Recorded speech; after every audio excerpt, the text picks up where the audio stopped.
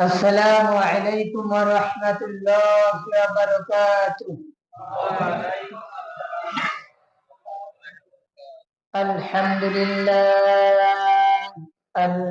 لله نحمده ونستعينه ونستغفره ونؤمن به ونتوكل عليه ونعوذ بالله من شرور أنفسنا ومن سيئات أعمالنا. من يهده الله فلا مضل له ومن يضلله فلا هادي له ونشهد أن لا إله إلا الله وحده لا شريك له ونشهد أن سيدنا وسندنا ومولانا وحبيبنا وطبيب قلوبنا مولانا محمدا عبده ورسوله الأمين. أما بعد فأعوذ بالله من الشيطان الرجيم. بسم الله الرحمن الرحيم. كمثل الشيطان إذ قال للإنسان اكفر فلما كفر قال إني بريء منك إني أخاف الله رب العالمين. فكان عاقبتهما أنهما في النار خالدين فيها وذلك جزاء الظالمين. صدق الله العظيم. عن أنس رضي الله تعالى عنه قال قال النبي صلى الله عليه وسلم إن الشيطان يجري من الإنسان مجرى الدم أو كما قال عليه الصلاة والسلام. সবাই মহব্বতে দরুদ ইব্রাহিম পাঠ করি।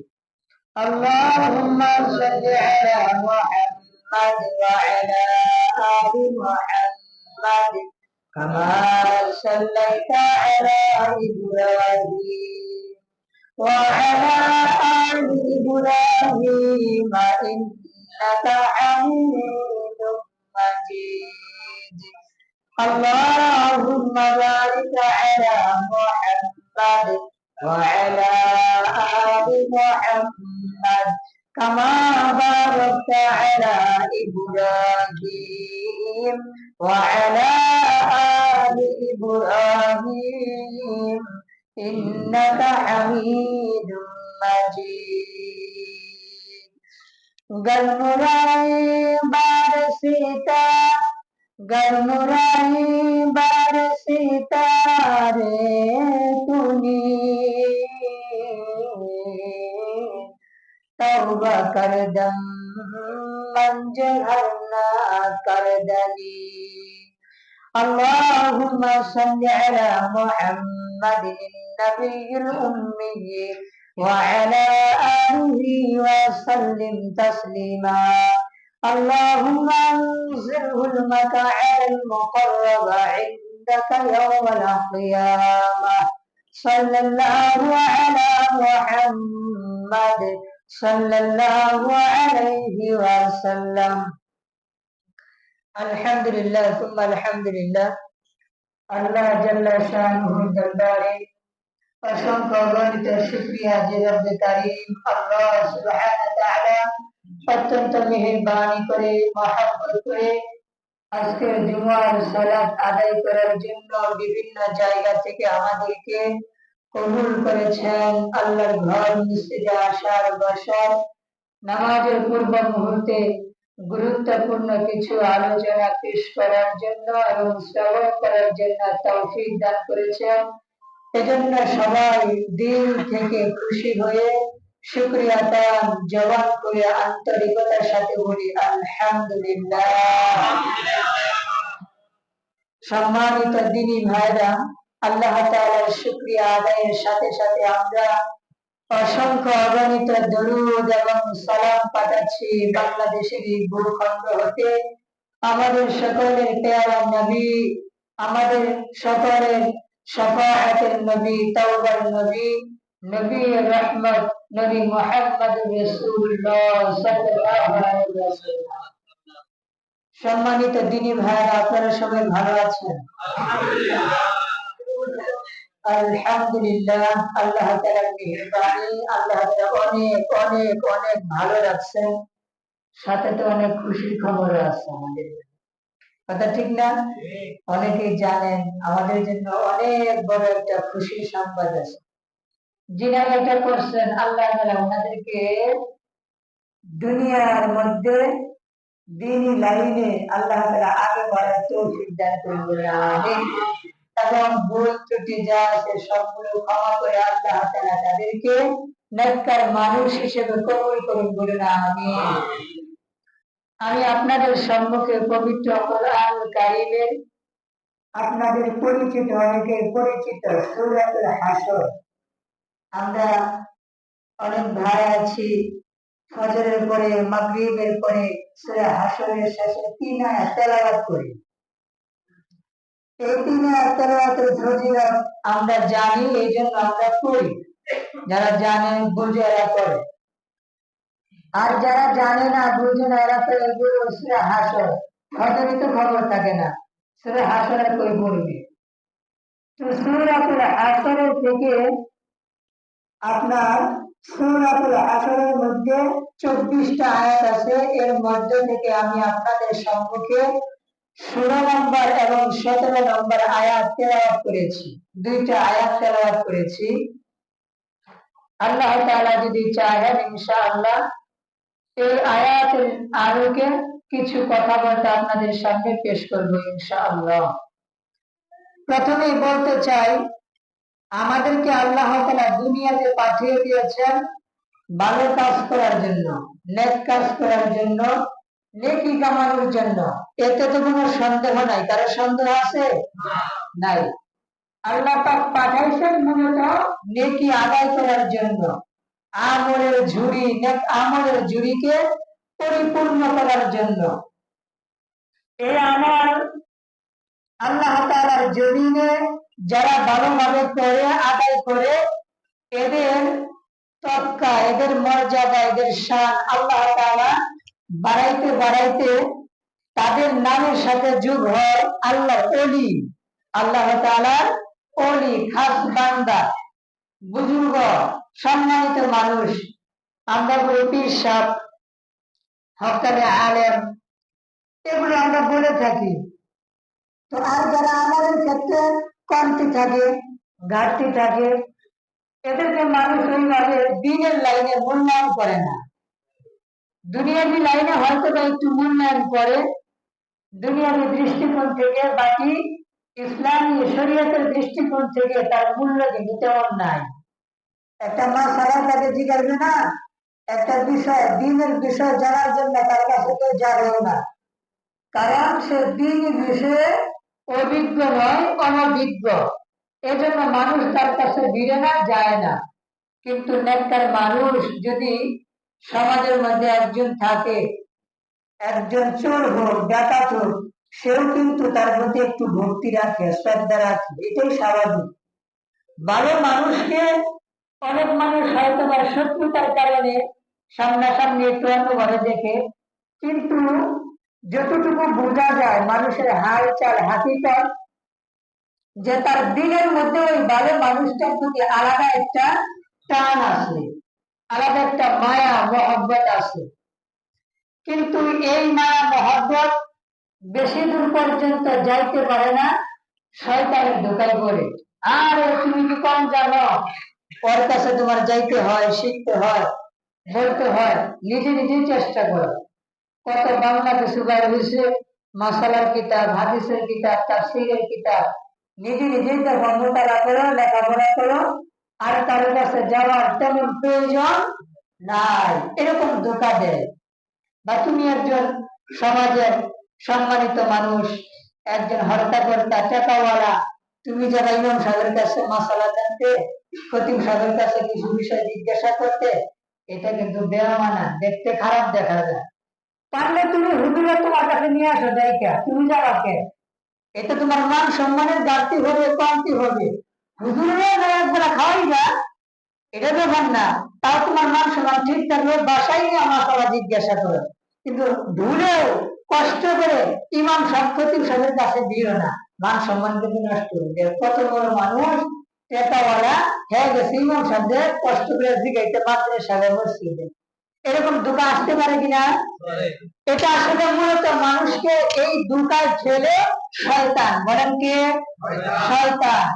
এই শয়তানের ব্যাপারে আমরা জানি এবং শুনেছি। আল্লাহ সুবহানাহু ওয়া তাআলা বলেন, ইন্নাহু লাকুম আদুউম মুবিন, নিশ্চয় এই শয়তান তোমাদের জন্য প্রকাশ্য শত্রু। প্রকাশ্য কি বলেন? শত্রু।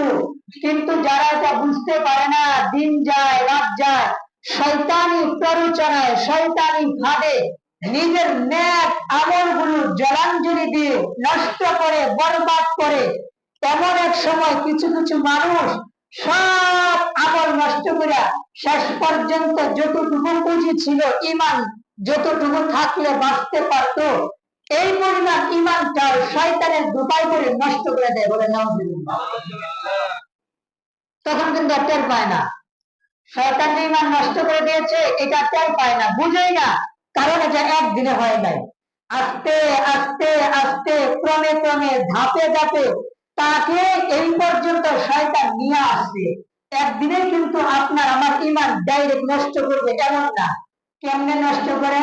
শয়তান আপনারে আমারে আস্তে আস্তে ছোট ছোট যে গুনাহ আমরা যেটা মনে করি বেশি ভারী কঠিন মনে করি না, এই জাতীয় কিছু গুনার কাজ আমারে আপনারে করাইব। ধরেন জোহরের 4 রাকাত সুন্নাত নামাজ, সুন্নাতে মুআক্কাদা, সুন্নাতে কি মুআক্কাদা, সারা জীবন পড়তেছি, হঠাৎ করে একদিন বিনা কারণে এমনি কোনো সফরেও যাই নাই, কঠিন কাজও করি নাই, এমনি একটু গরম লাগতেছে, আজকে সুন্নাতটা পড়ি না, সারা জীবন তো পড়লাম, আজকে একটু বাদ দেই। এরকম ধোঁকা আসে না আমাদের? এই যে আজকে একটু বাদ দিলাম, মনে করেন এটা আপনার সূচনা, ইন্ট্রোডাকশন, এটা আপনার ভূমিকা। আপনাকে ব্যবহার করার জন্য শয়তান সুযোগ পেয়ে গিয়েছে। আমি যে আজকে জোহরের 4 রাকাত সুন্নাতে মুআক্কাদা একটু গরমের প্রচন্ডতার কারণে আজকে রেখে দিলাম, শয়তান আমাকে তার জালে আটকাইয়া দিল। এইভাবে আস্তে আস্তে আস্তে একদিন দেখবেন সুন্নাতে মুআক্কাদা প্রায় সময় আপনার নষ্ট হয়ে যাচ্ছে। দিলের মধ্যে একটা ধোঁকা আসবে কি, এটা তো সুন্নত, ফরজ তো বলো তুমি, ফরজ তার বাদ দাও না, এটা সুন্নাতে মুআক্কাদা, সুতরাং এই মাঝে মধ্যে বাদ দিলে তেমন কিছু হইতো না, এটা সুন্নাতে মুআক্কাদা চলবে। কত মানুষ ফরজ করতেছে না, আর তুমি তো মাঝে মধ্যে সুন্নাত বাদ দাও, এটা কোনো বেমার না। হ্যাঁ বেটা, যদি আল্লাহর কাছে মাপ পায়, জান্নাতে যাওয়ার আশা করে, তুমি তো ফরজ করো, তুমি আরো উত্তম তরিকায় তার চাইতে বেশি আশা করতে পারো। আমি ফরজ করি, সুন্নাত করি, মাঝে মাঝে বাদ দিই, সুতরাং আমি তার চাইতে অনেক ভালো। আর আল্লাহ তাআলা তো দয়াশীল, ক্ষমাকারী, আল্লাহ আমার মাফ করে দিব। এই যে আস্তে আস্তে এগুলো বীজ ঢুকায় আমাদের ভিতরে, এক সময় দেখবেন আমি সেই মানুষটা যে কোনোদিন সুন্নাত ছাড়তাম না, সুন্নাত ছাড়াটাকে ভয় মনে করতাম, দিল কেঁপে উঠতো, সুন্নাত ছেড়ে দিব, আল্লাহ রাসূলের সুন্নাত এটা, নবীজি নিয়মিত পড়তেন, বিনা উজুরে এমনি ছেড়ে দিব, সফরে যাই নাই কিছু না, সেই মানুষটা এখন সুন্নাত মাঝে মধ্যে পড়ি, মাঝে মধ্যে পড়ি না। এক পর্যায়ে দেখবেন যদি আপনি নিজেকে সংশোধনের চিন্তা না রাখেন, ফিকির না করেন, আপনি কাগজ কলমে লেখা রাখেন, আপনার আমার আমল থেকে ফরজ একদিন ছুটে যাবে। সুন্নাত এইভাবে অবহেলা করার কারণে একদিন ফরজ ছুটে যায়। সুন্নাতের মধ্যে গুরুত্ব কমে যাওয়ার কারণে একদিন না একদিন দেখবেন ফরজের প্রতি হালকা অনীহা, এইভাবে অনীহা আসতে আসতে এমন এক সময় আসবে, আমি নামাজ পড়বো কিছু আর ছাড়বো কিছু। 5 ওয়াক্ত নামাজের 3 ওয়াক্ত হবে, 2 ওয়াক্ত নাই, 4 ওয়াক্ত হবে, 1 ওয়াক্ত নাই, 3 ওয়াক্ত নাই, 2 ওয়াক্ত আছে, 1 ওয়াক্ত আছে, আবার 4 ওয়াক্ত নাই। পুরো দিন যাবে, 1 ওয়াক্ত থাকবে না। এটা বেশিরভাগ সাধারণ মানুষ, আওয়াম মানুষের কাজ। অনেক মানুষ আছে ফজর না পড়লে ওই দিন আর নামাজই পড়ে না। কালকে থেকে হুজুর ইনশাআল্লাহ একবারে ফজর থেকে শুরু করব। কে ভাই, ফজর যেমন ফরজ, জোহরটাও কি তেমন ফরজ। ফজর পড়তে পারি না, এটা ভুল হয়েছে, এটার জন্য তওবা করব, কাজা করব। কিন্তু এই কারণে জোহর, আসর, মাগরিব, ইশা এগুলো যে বাদ দিলাম, এটাও শয়তানের একটা ধোঁকা। বলে কি ফজর তো ফরজ নাই, কালকে থেকে ইনশাআল্লাহ একবারে ফজর সহ 5 ওয়াক্ত নামাজ একবারে ভালো নামাজি হয়ে যাবে। দেখবেন কালকে আপনার এই সুযোগ আর আসবে না। কারণ শয়তান তখন নতুন ভাবে ধোঁকা দিবে, নতুন ভাবে প্ররোচনা দিবে। এই জন্য শয়তানের এই জাল, এই ফন্দি, এই ষড়যন্ত্র, এই হীন কৌশল থেকে বাঁচতে যদি হয়, আল্লাহর কোরআন থেকে আমাদের আগে জানতে হবে। আল্লাহ নিজেও এই শয়তানের ব্যাপারে সতর্ক করে দিয়েছেন। নিজেও আল্লাহ তাআলা এই শয়তান সম্পর্কে ঈমানদারদেরকে অবহিত করেছেন, যাতে মানুষ সতর্ক হয়, কেয়ারফুল হয়, শয়তানের এই নেফসুরতের ধোঁকায় মানুষ না আটকা পড়ে। আমাদের সমাজে আমরা দেখি মুসলমান আছে, গাইরে মুসলমান, কাফের যাদেরকে বলা হয়। আবার এই দুইটার মাঝে আরেকটা জাতি আছে, বলেন তাদের নাম কি? মুনাফিক। তাদের নাম কি? স্বাভাবিক মূলত 3টা ভাগ, একটা মুসলমান, আরেকটা অমুসলিম, আরেকটা হলো কি দুইটার মাঝে মুনাফিক। মুনাফিকদের হালত আল্লাহ তাআলা কোরআনে তুলে ধরেছেন। মুনাফিকরা নামাজ পড়ে, মুনাফিকরা কালিমা পড়ে, মুনাফিকরা রোজা রাখে, কিছু কিছু মুনাফিক জিহাদে অংশগ্রহণ করেছে, কিন্তু একটাও দিন থেকে আল্লাহ তাআলার জন্য করে নাই। এই জাতীয় মুনাফিকদেরকে আল্লাহ তাআলা বলছেন কি জানেন? এরা শয়তানের মতো। কাদের মতো? শয়তানের মতো। আমার কথা না কিন্তু, আবার রাগ করেন না। মুনাফিকদের আচার আচরণ, এদের ক্যারেক্টার, এদের চরিত্র, এদের বৈশিষ্ট্য, এদের গুণাগুণ আল্লাহ তাআলা বলছেন সূরাতুল হাশরের মধ্যে, এরা হচ্ছে তার মতো বলে শয়তানের মতো। কাফের সে তো আপনার ঘোষিত ভাবে অমুসলিম, ঈমান আনে নাই, আল্লাহর মানে নাই, ডাইরেক্ট বোঝা যায় হ্যাঁ কাফের। তার নিয়ে আপনার এত টেনশন নাই যে তলে তলে ইসলামের ষড়যন্ত্র পড়ে নাকি, এটা আপনার জানা কথা। হ্যাঁ অমুসলিম, কোনোদিন আমার কল্যাণ চাবে না। কিন্তু মুনাফিক মাথায় টুপি রাখছে, পাগড়ি রাখছে, জুব্বা পরে, নেশা করে, দাড়িও রাখছে, এই ব্যক্তিরা ইসলামের বিরুদ্ধে ষড়যন্ত্র করে, আমাদেরকে নিয়ে হীন কৌশল করে, আমাদের ব্যাপারে অমুসলিমদের কাছে তথ্য আদান প্রদান করে, এটাকে আমাদের বোঝার সুযোগ আছে? ভালো মানুষ, পাক্কা মুসলমান, দেখতে সে হুজুর আল খাল্লা করে বসে আছে, এ আবার কেমনে আমার বিরুদ্ধে চলে? হ্যাঁ, যারা এইভাবে চলে ইসলামকে বরবাদ করার জন্য, ইসলামকে নস্যাৎ করার জন্য, যারা মুসলিমদের সাথে নামে মুসলমান সেজে, বেশভূষায় মুসলমান সেজে বাস্তবে মুনাফিক, এদের ব্যাপারে আল্লাহ সুবহানাহু ওয়া তাআলা বলছেন এরা তাদের মতো শয়তানের মতো। তাদের মতো শয়তানের মতো। আল্লাহ কোরআনের সূরাতুল হাশরের এই যে আপনার 16 নম্বর আয়াত, এখানে বলছেন কামাতালিশ শাইতানি ক্বালা লিল ইনসানি কুফুর ফালাম্মা কাফারা ক্বালা ইন্নী বারীউম মিনকা ইন্নী আখাফুল্লাহ রাব্বাল আলামিন।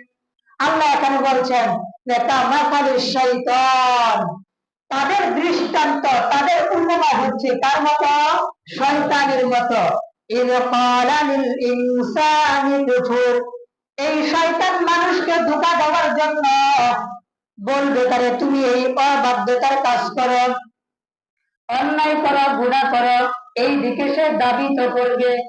এমন নয়, শয়তান মানুষের সামনে আত্মপ্রকাশ করে বলবে এই আব্দুল্লাহ যাও তুমি আল্লাহর নাফরমানি করো। এই কথা কিন্তু শয়তান আত্মপ্রকাশ করে মানুষের আকৃতি নিয়ে আমার আপনার সামনে সহজে আসে না। দিলের মধ্যে শয়তান ধোঁকা দেয়, ও মানুষ এত সুন্দর একটা দুনিয়া তুমি পাইছো, এই দুনিয়া ছেড়ে তুমি কেমনে যাইতে চাও? পরকালে যা হবার হবে, আগে দুনিয়াকে প্রাধান্য দাও, দুনিয়ারে নিজের মতো করে সাজাইয়া নাও। এই যে দোকান বীজ অন্তরে ঢেলে দিল, আল্লাহ পাক রব্বুল আলামিন বলে দিয়েছেন কোরআনের মধ্যে, শয়তান মানুষকে বলে কুফরি কর, কুফরি নাফরমানি কর, আল্লাহর অবাধ্যতা কর, আল্লাহকে মানিও না, এইভাবে শয়তান মানুষকে বলে। কিন্তু বড় আফসোস, ওই মানুষটা যখন শয়তানের ধোঁকায় পড়ে নিজের ঈমানটা নষ্ট করে দেয়, নিজের আমলরা নেক আমলটাকে নষ্ট করে দেয়, ওই মানুষটা যখন কুফরি করে তখন শয়তান তারে গিয়া জবাব দেয়, ফালাম্মা কাফারা ক্বাল, যখন মানুষটা কুফরি করে শয়তান তখন বলে, ইন্নী বারিউম মিনকা, আমি তোমার থেকে মুক্ত। নাউযুবিল্লাহ বলেন, আমি তোমার থেকে মুক্ত, আমার কোনো দায় নাই, আমার কোনো দোষ নাই। এটা শয়তান বলে, আমি তোমার থেকে স্বাধীন মুক্ত বরী হয়ে গেছি। আর কি, ইন্নী আখাফুল্লাহ রাব্বাল আলামিন, আমি ভয় করি বিশ্ব জগতের প্রতিপালক আল্লাহকে। কে বলে? শয়তান। শয়তান বলে আমি আল্লাহরে ভয় পাই, বিশ্ব জগতের প্রতিপালক আল্লাহকে ভয় পায়। মুফাসসিরিনে কেরাম বলছেন এই কথাটাও শয়তানের একটা চালবাজি, ধোঁকা। বাস্তবিক পক্ষে শয়তান আল্লাহকে ভয় করে না। যদি শয়তান আল্লাহকে ভয় করতো তাহলে তো সে শয়তানই হতো না। কথা বল ঠিক কিনা? এটা একটা ধোঁকা, প্রতারণা, যে আমি ইন্নী আখাফুল্লাহ, ইন্নী আখাফুল্লাহ রাব্বাল আলামিন, বিশ্ব জগতের রব আল্লাহ তাআলাকে আমি ভয় করি।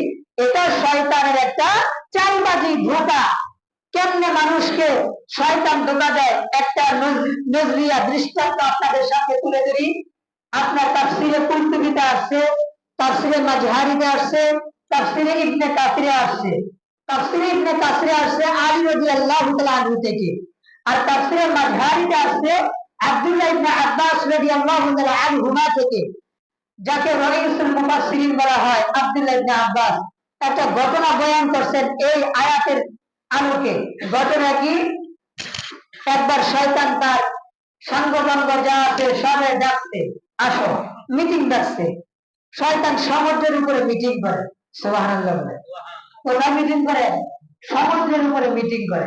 সব সাঙ্গপাঙ্গ জায়গা কয়, শোনো, বনি ইসরাইলের ওই ব্যক্তি যে 70 বছর, আর ইবনে কাসিরে আছে 60 বছর, এই 60 বা 70 বছর আল্লাহ পাকের ইবাদতে কাটাইতেছে, তোমরা কি এমন কেউ নাই তারা ধোঁকা দিতে পারো, তার ইমানটা নষ্ট করতে পারো? এমন কেউ আছে কি? কেউ তো পারলো না। শয়তানের এই বক্তব্য শুইনা শয়তানের যত চেলাপেলা আছে এর মধ্যে সাদা কালার, সাদা বর্ণের একটা শয়তান দাঁড়ায় কয়, ওস্তাদ আমি আছি। নাউযুবিল্লাহ। ওস্তাদ আমি আছি, কি করা লাগবে কোন? ওই লোকটার ইমানকে নষ্ট করতে হবে, বরবাদ করতে হবে। আল্লাহর প্রতি তার যে ভালোবাসা, প্রেম, আল্লাহকে যেইভাবে মানে তাকে ওই রাস্তা থেকে পথভ্রষ্ট করে দিতে হবে। সাদা বর্ণের শয়তানকে আমি রাজি আছি, কাজে লাগিয়ে গেছে। কেমনে? সুন্দর সাদা দবদবে পোশাক পরিহিত। তাফসীরের কথা কিন্তু বানোয়াটে কিচ্ছা কাহিনী না।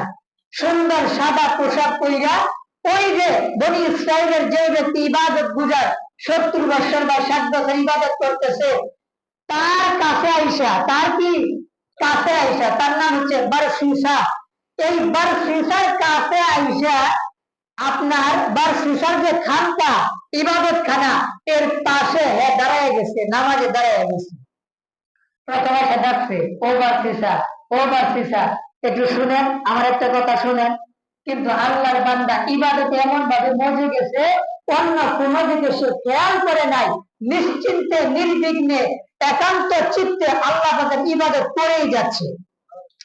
7 দিন পরে একটানা ইবাদত করার পরে দেন ভাঙছে, ভাঙ্গার পরে দেখে এক লোক তার পাশে, খানকার পাশে কি করতেছে, নামাজ পড়তেছে, আল্লাহ পাকের ইবাদত করতেছে। বার্সিসা চিন্তা করলো, এত বড় একটা বুজুর্গ মানুষ ডাকছে, আমি যে সাড়া দেই নাই, এটা তো ভালো কাজ করি নাই, অনুতপ্ত হয়েছে। ডাক দিয়ে বলতেছে, ভাই আপনি কে, কই থেকে আসছেন? আপনি এখানে বসে ইবাদত করতেছেন, আমার ডাকছেন, আমি সাড়া দেই নাই, আসলে আমার ভুল হয়েছে, মাফ করে দিয়ে। মূলত কি জন্য আসছেন একটু বলেন। এখন শয়তান বালা চুরুত নিয়ে এসেছে, বালা পোশাক, সাদা পোশাক নিয়ে আইছে। এখন বলতেছে, হুজুর আমি আপনার কাছে থাইকা আল্লাহর ইবাদত করতে চাই, অর্থাৎ আপনার সঙ্গী হইতে চাই, আপনার খানকার খাদেম হতে চাই, আমার একটু নিয়ে নেন। বাস হিসাব না, আমার এখানে আমি ছাড়া অন্য কাউকে আমি রাখতে পারবো না। তুমি তোমার মতো ইবাদত করো, আমি আমার মতো ইবাদত করি। তবে এখন শয়তান কথা একটু করেন, মানুষের জন্য যখন দোয়া করেন, আমার জন্য একটু দোয়া করেন, নাম দিয়ে আলাদা ভাবে। তখন বাদশাহ কয়, আমি তোমার জন্য আলাদা মনোযোগ দিতে পারবো না, আমি আমভাবে সবার জন্য দোয়া করি, সেই দোয়ার থেকে আশা করি তুমিও কিছু পাওয়া যাবা, কিন্তু তোমার থেকে আলাদা খেয়াল করার সুযোগ আমার নাই। আল্লাহর বান্দা বাদশাহ এই কথা বলে নামাজে দাঁড়ায় গেছে, নামাজ পড়ে, জিকির করে, আল্লাহর ধ্যানে থাকে। 40টা দিন বাদশাহ কাটাই দেয়, নামাজ ছাড়ে না, ধ্যান ছাড়ে না। শয়তানের ওই সঙ্গ নিজের ওই এলাকা ছাড়ে নাই, খানকার পাশে নিজের আটকায় রাখছে। ওই শয়তানও 40টা দিন ওখানে অবস্থান করছে। আল্লাহর বান্দা বাদশাহ যখন 40 দিন পরে ধ্যানটা ভাঙ্গা গেছে, দেখে ওই লোকটা এখনো তার খানকার পাশে। এই দৃশ্য দেখার পর বাদশাহ জিজ্ঞেস করে, ও ভাই তুমি 40টা দিন এখানে রইলা, মূলত তোমার মাকসাদটা কি, উদ্দেশ্য কি, আমাকে পরিষ্কার করে বলো। শয়তান আবার বলেন এক সুরতে, হুজুর আমি আপনার সঙ্গী হইতে চাই, আপনার খাদেম হইতে চাই, একই খানকায় বসে আল্লাহ পাকের ইবাদত করতে চাই। কার কথা বলেন? শয়তানের কথা। একবার সুসার দিলে একটু মায়া লাগছে, বেচারা 40 দিন ধরে পইরা আছে এখানে ঢোকার জন্য খানকার ভিতরে। মানুষের তো একটা মানবতা আছে, আছে না? তো 40 দিন একটা মানুষ যদি একটা লোকের কাছে পয়সা থাকে, দিলে মায়া লাগবে কিনা? কথা বলে লাগবে কিনা? বাদশাহ দিলে একটু মায়া লাগছে, অনুমতি দিতে, আসো খানকার ভিতরে এসে ইবাদত করো। এই যে অনুমতি পাওয়া গেছে, খানকার ভিতরে ঢুকার দুইটা বসছে, দেখেন একবারে কিন্তু বাস মেরে গায়ের করে নাই, 40টা দিন মেহনত করে লাগছে। মেহনত করে কেবল খানকায় ঢুকছে, তার জায়গায় অবস্থান করতেছে।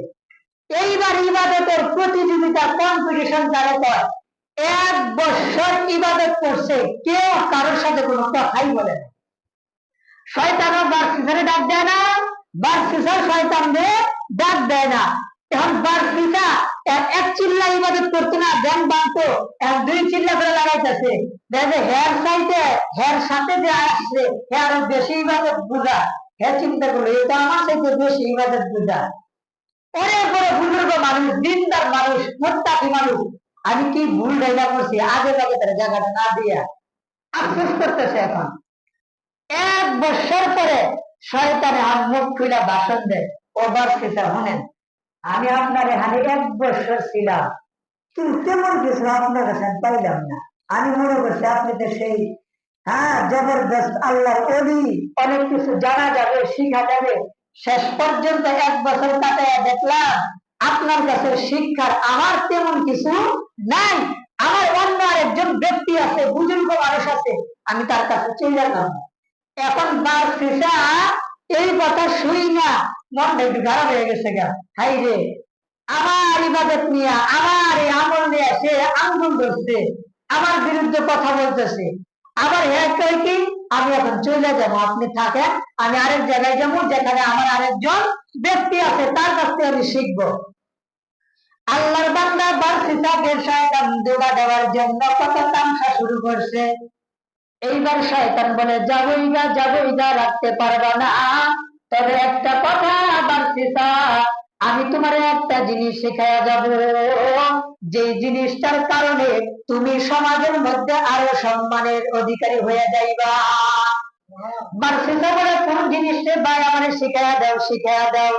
এবার বাদশাহ দোয়া শিখায় দেয়, এই দোয়াগুলো যদি পড়ো, মানুষের বালা মুসিবত দূর হয়ে যাবে, রোগ জীবাণু দূর হইয়া যাবে, মানুষের জিন ভূতে যে আসর করে এগুলো দূর হইয়া যাবে দোয়াটা পড়িয়া ফু দিলে। আল্লাহর বান্দা বারসিসা জবাব দেয়, আমি এমন দোয়া শিখতে চাই না যেই দোয়ার কারণে আমার খানকায় মানুষ বেড়ে যাবে, জনসমাগম হবে, ব্যস্ততা বেড়ে যাবে, আর যার কারণে আল্লাহর ইবাদতে আমার বিঘ্নতা হবে। না, আমার দরকার নাই, এমন দোয়া শেখার দরকার নাই। এখনো পর্যন্ত বারসিসার ইমান কিন্তু 100 ভাগ ঠিক, আর শয়তানও কিন্তু ডাইরেক্ট আক্রমণ করতেছে না, খালি বুঝায়, নেক্সট সুরতে বুঝায়। শেষ পর্যন্ত আল্লাহর বান্দা বারসিসা যখন মানতেই চায় না, দোয়াগুলো শিখতে চায় না, খুব বুঝায়া শুনায়া আবেদন রিকোয়েস্ট করে বারসিসাকে দোয়াগুলো শেষ পর্যন্ত শিখাইয়া দেয়। দেওয়ার পরে শয়তান বিদায় হয়ে চলে যায়। যাওয়ার পরে শয়তান তার লিডার শয়তান দিয়ে গিয়া কয়, ইবলিস রে গিয়া কয়, ওস্তাদজি কাজ হয়ে গেছে, বারসিসারে আমি বরবাদ করে দিয়েছি। নাউজুবিল্লাহ। কেমনে বরবাদ করলা বারসিসারে? এ তো অনেক বড় জবরদস্ত বুজুর্গ মানুষ, কেমনে তুমি বরবাদ করে দিলা? শয়তান বলে, যা করার করে দিয়েছি, সামনে সবকিছু প্রকাশ হয়ে যাবে। এরপরে ওই শয়তানের সঙ্গটা, ওই সাদা বর্ণের শয়তানটা এক পথচারীর গায়ের মধ্যে বড় করে আসর করে। এখন ওই লোকটা কেমন কেমন করে, এই লোকটাকে আবার সাইরা দিছে, আবার বাড়িতে চলে যাওয়ার পর আবার ভর করছে, আবার শয়তান সাইরা দিছে।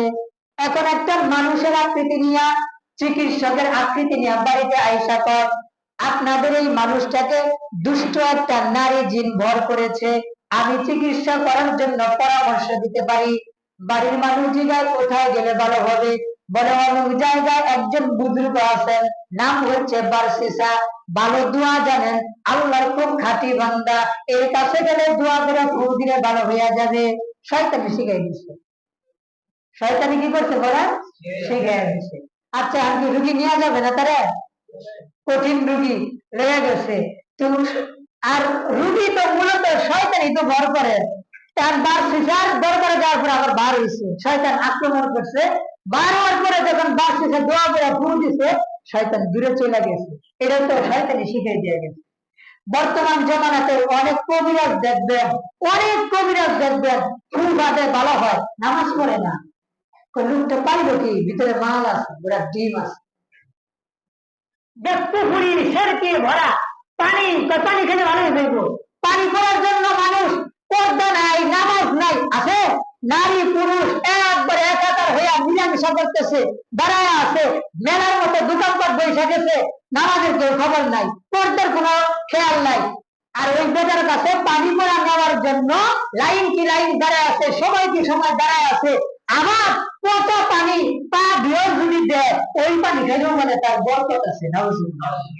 এগুলো শয়তানের একটা চালবাজি, মানুষের ইমানকে নষ্ট করার জন্য, মানুষের ইমানকে ধ্বংস করার জন্য, বরবাদ করার জন্য, উপরের শিরকের মতো জঘন্য অন্যায় লিপ্ত করার জন্য শয়তানের বড় একটা কৌশল হচ্ছে নিজেই একটা মানুষের উপর ভর করে তারা কিছু শিখাই দিয়ে আবার নিজেই চলে যায়। নাউজুবিল্লাহ। তার ফিসার কাছে একই অবস্থা। এরপরের ঘটনা আরো কঠিন। অত্র এলাকার যে রাজকন্যা ছিল, রাজার মেয়ে, তারে টার্গেট নিছে শয়তান। এবার তার উপর ভর করছে। রাজা বাচ্চা নাই, তার 3 ছেলে, এক ছেলে রাজা হয়ে গেছে। চিকিৎসক সাইজা, সাধু সাইজা, বুড়া মানুষ সাইজা দরবারে গিয়া কয়, ভালো হইব, আপনার বোন ভালো হইব, দরবারে যাইতে হবে। কার দরবার? বারসিসার দরবার। যখনই গেছে বারসিসা, ভাই এত ভালো মানুষ, খুব সাধু মানুষ, হ্যাঁ কি আমাদের টাইম দেবো, হ্যাঁ ইবাদত নিয়ে ব্যস্ত। কয়, শোনেন, একবারে টাইম দিবে না, আস্তে আস্তে সিস্টেম করতে হইব। কয়, কেমন? হ্যাঁ খানকার পাশে গিয়ে আপনার আরেকটা ঘর উঠাইবেন, হ্যাঁ আপনার ইবাদত শুরু কইরা আপনার বোনটারে রাইখে আসবেন। ভালো কথা কইছেন।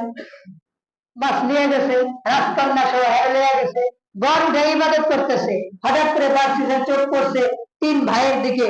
এখন 3 ভাই কয়, হুজুর আমাদের বোনটা আমানত হিসেবে রাইখা গেলাম, অনেক কষ্ট হয়, রূপ অনেক ভারী রূপ, একটু চিকিৎসা করতে হবো আপনার, এই ঘরে রাইখা গেলাম।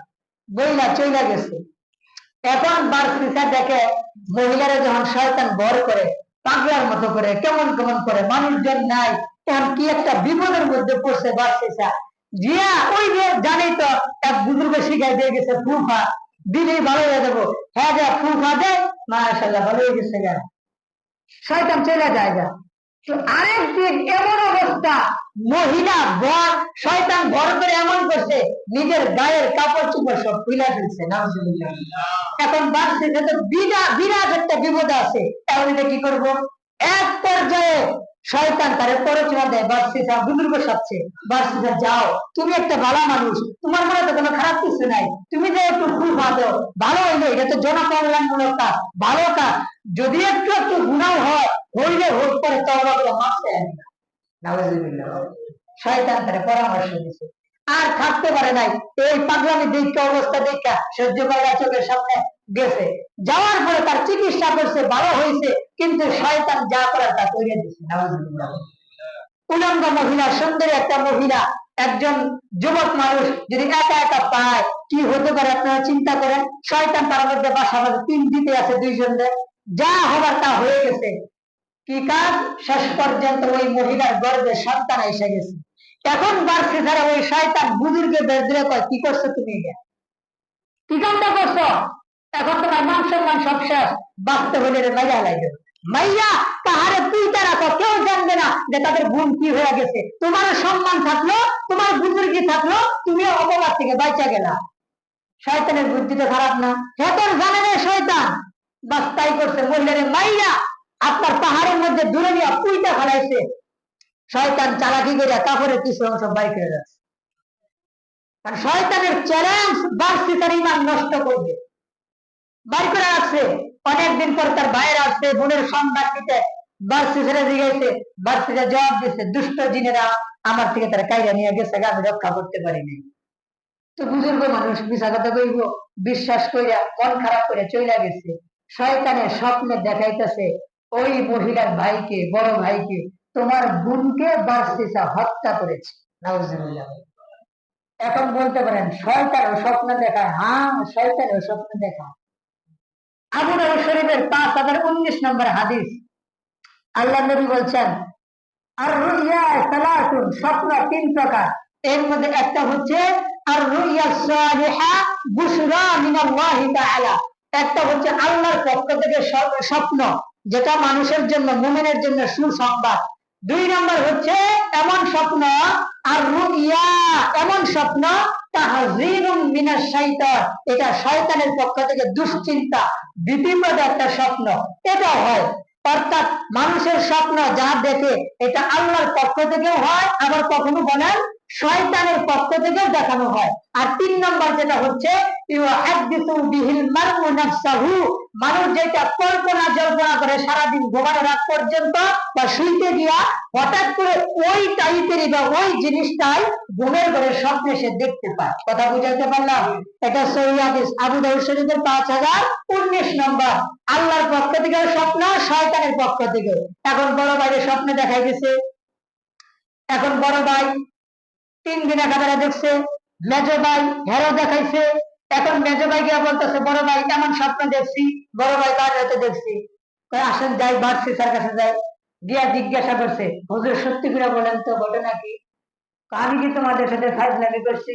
তোমাদের বুনদের সত্যি সত্যি নিয়ে গেছে দুষ্ট জিনেরা, তারা ফিরে আসছে, আসার পরে আবার একই স্বপ্ন তাদেরকে দেখাই দিছে।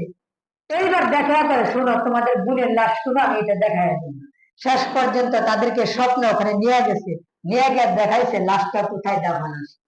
পরবর্তী দিনে গিয়া দেখে বাস্তবে তাদের বোনের লাশটা ওখানে কোথায় কাপড় কিছু বার হয়ে আসে। এখন কি আর মিথ্যা বলার সুযোগ আছে? ডাইরেক্ট গিয়া বার্সি ছেড়ে বলছে এটা কার লাশ, কেমনে মরছে। শেষ পর্যন্ত বার্সি বললো আর তো মিথ্যা বলে লাভ নাই, সত্য বলে দে, আচ্ছা ঘটনা এই হয়েছে, আমি অন্যায় করছি, এই কারণে খুন করছি। এই কথা বলার পরে রাষ্ট্রের আইন তাকে সুলদণ্ড দেওয়া হবে, ফাঁসি দেওয়া হবে।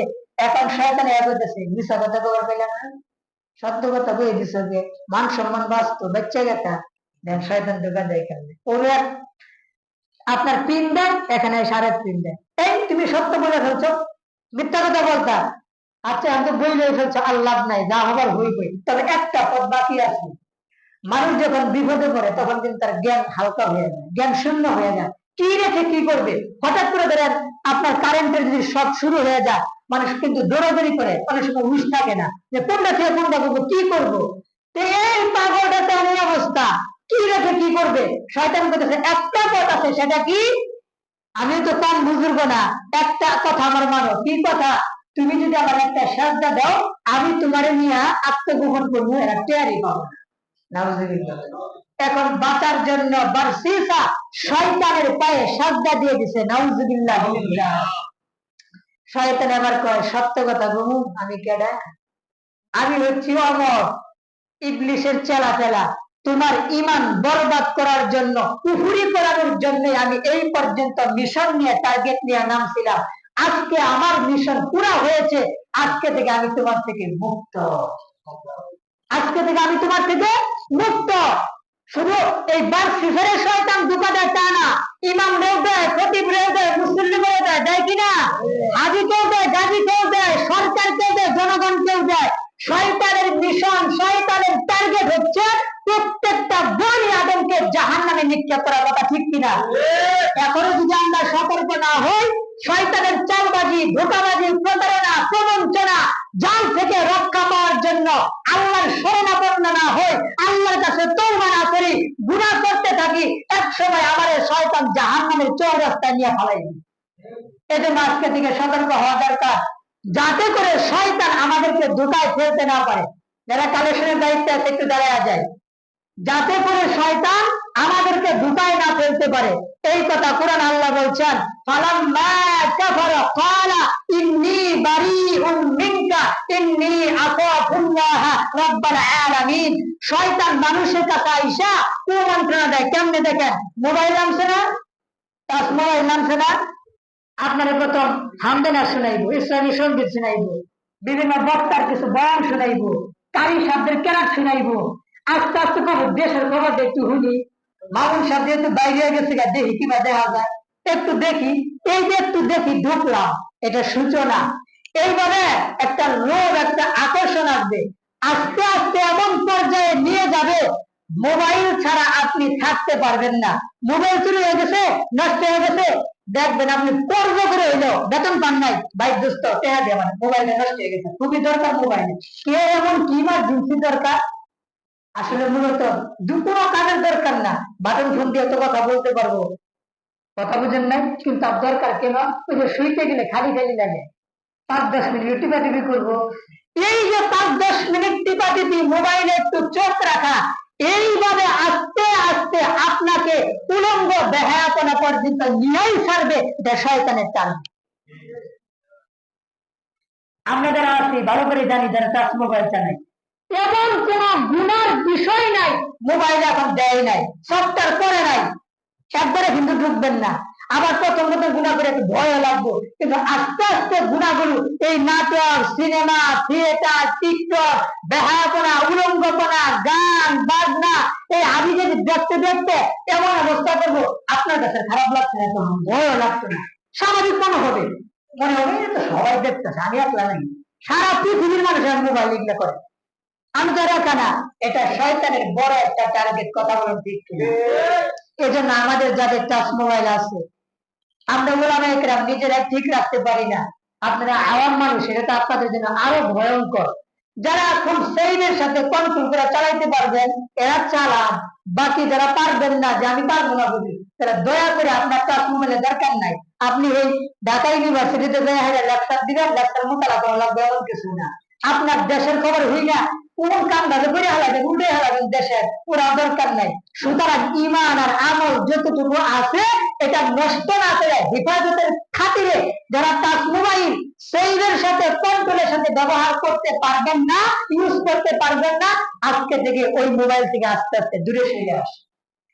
যেইভাবে আস্তে আস্তে মোবাইলের আসক্ত হয়েছি আমরা, আস্তে আস্তে গুনার ভিতরে ঢুকে গেছি, আস্তে আস্তে করে আল্লাহ আল্লাহ বইরা, জিকির কইরা, তওবা ইস্তেগফার কইরা আবার যেন আমরা আস্তে আস্তে পিছনে আসি, তাহলে আমাদের ঈমান, আমাদের আমল ইনশাআল্লাহ আবার আগের মতো ঠিক হয়ে যাবে। শুধু তাই না, নবী বলছেন, ইন্নাশ শাইতানা ইয়াজরি মিনাল ইনসানি কি মাজরাদ দাম। শয়তান মানুষের এই যে রক্ত চলাচল করে শিরা উপশিরা, এই শিরা উপশিরার ভিতর দিয়ে শয়তানের পূর্ণাংশনা জাল বিস্তার করা আছে। নাউজুবিল্লাহ। দিলে ধোকা দেয়, অনেক কিছু ধোকা দেয়। এই জন্য শয়তান থেকে বাঁচা আমাদের দরকার না? এই জন্য বলার দরকার নাই? ইমান বাঁচানোর দরকার নাই? সবার মনে দরকার নাই? ইমান বাঁচানোর দরকার আছে? যদি ইমান বাঁচানোর দরকার হয় তাহলে নিজের মোবাইলটাকে নিজের থেকে দূরে রাখতে হবে। টাচ মোবাইল, বিশেষ করে যুবক ভাইরা, আরো যারা বিয়ে করেন না তাদের জন্য আরো বেশি জানবে। বউ পাশে থাকলে তো জ্ঞান জ্ঞান করবো, ভাই মোবাইল দাও, তুই আর মোবাইল টিপে ধমক দিয়া কাইয়া নিয়ে একটু বিরত রাখবো। কিন্তু যখন বিয়ে করে নাই, সিঙ্গেল ব্যাচেলার, ঘরের মধ্যে একলাই, কি করবো? সময় কাটে না, টাচ মোবাইলটা বউ বানাই নিয়েছে, সময় কাটাইতেছে। না ভাই, এটা সময় কাটানি না, এটা জাহান্নামে যাওয়ার জন্য রাস্তাকে সহজ করে দেওয়া হচ্ছে। এগুলি ইহুদি খ্রিস্টানদের বড় চক্রান্ত, শয়তানের বড় চক্রান্ত। এগুলো থেকে আমাদের বেঁচে থাকা দরকার। আল্লাহ তাআলা আমাদের সবাইকে হিফাজত করুন, বলুন আমিন। আল্লাহ তাআলা আমাদের সবাইকে ঈমান এবং নেক আমলের সাথে জিন্দেগি গুজার করার তৌফিক দান করুন, বলুন আমিন। দোয়া করবেন, আল্লাহুম্মা ইন্নী আউযু বিকা মিন হামাযাতিশ শাইতান। দোয়া করবেন, আল্লাহুম্মা ইন্নী আউযু বিকা মিন ওয়াকিদিশ শাইতান। আল্লাহ শয়তানের কুমন্ত্রণা প্ররোচনা থেকে আমাদের বাঁচাইয়া দিন, আমি আপনার কাছে আশ্রয় চাই। এই দোয়া করবেন। আল্লাহ তাআলা আমাদেরকে আমল করার তৌফিক দান করুন। ওয়া আখিরু দাওয়ানা আলহামদুলিল্লাহি রাব্বিল আলামিন।